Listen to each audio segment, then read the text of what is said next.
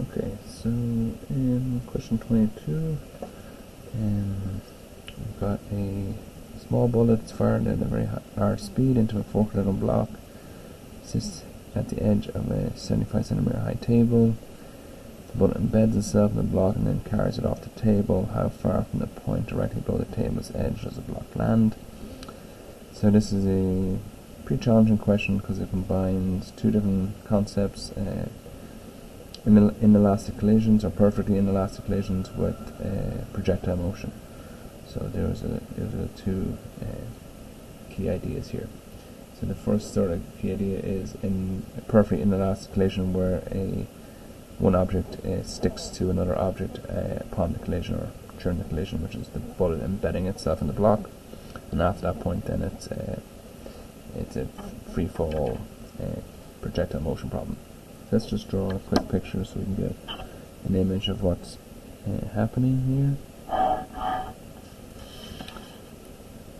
Let's draw a table.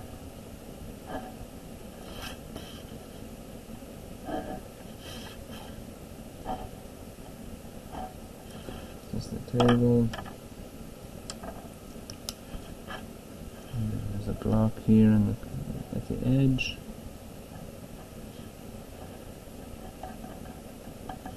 And we fire a small bullet toward here at a very large speed of 650 meters per second.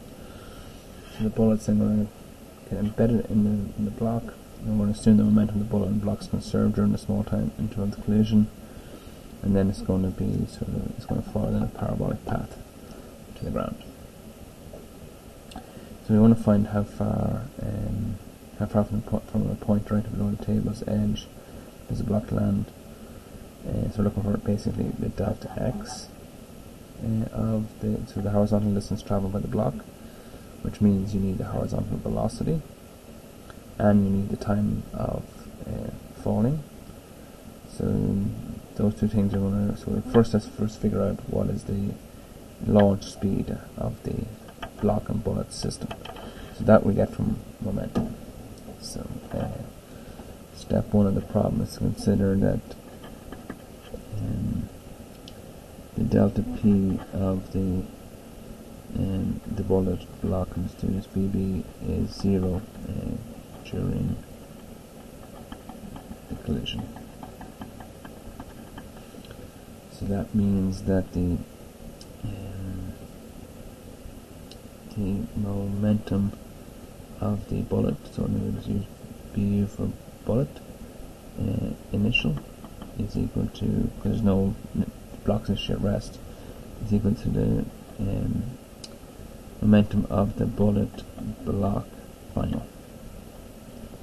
So the initial momentum of the bullet has to equal the final momentum of the bullet block system while they're embedded. They're sort of acting together in a single unit. So I would have here that the mass of the bullet times the initial velocity of the bullet equals the mass of the bullet plus the mass of the block, which they are now again together moving with a single common speed, which I'll just label as maybe Vf, and that's what we're trying to solve for, this initial launch speed, or the speed of the block once the collision is over.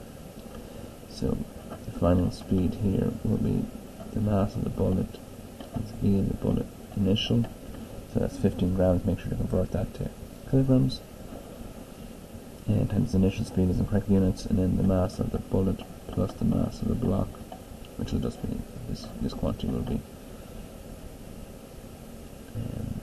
mostly just the mass of the block, and that number, so we should have here again to the point 0.015 kgs times the 610 meters per second, all divided by 4.015 kgs, and that should give you a launch speed of 2.28 meters per second.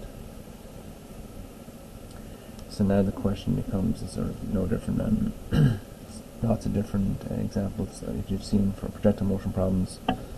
person running off, jumping into a swimming pool at a horizontal speed of 2.28, and wherever it happens to be, cannonball, but it's a projectile from this point onwards. So the second part of the problem is it's a projectile motion problem.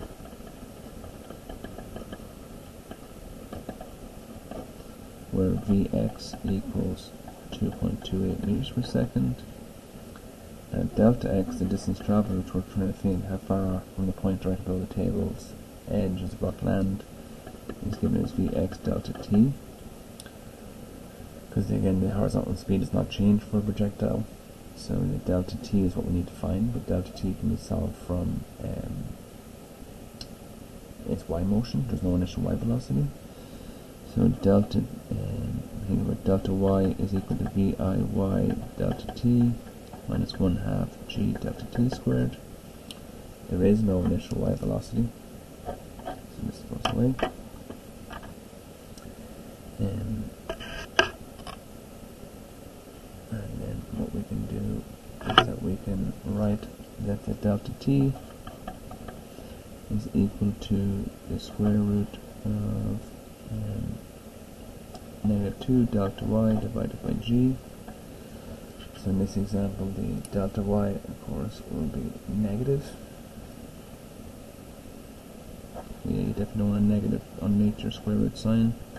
So the delta y for this situation is negative 0.75 meters. And because it's falling downwards, so it's going from high to low, and then this is 9.8 meters per second squared. It gives you a time of 0.39 seconds. And then our last step is to complete what we've stated here. So that the delta x equals 2.28 meters per second for about 0.4 seconds. And that should give you 0.89 meters. So choice A.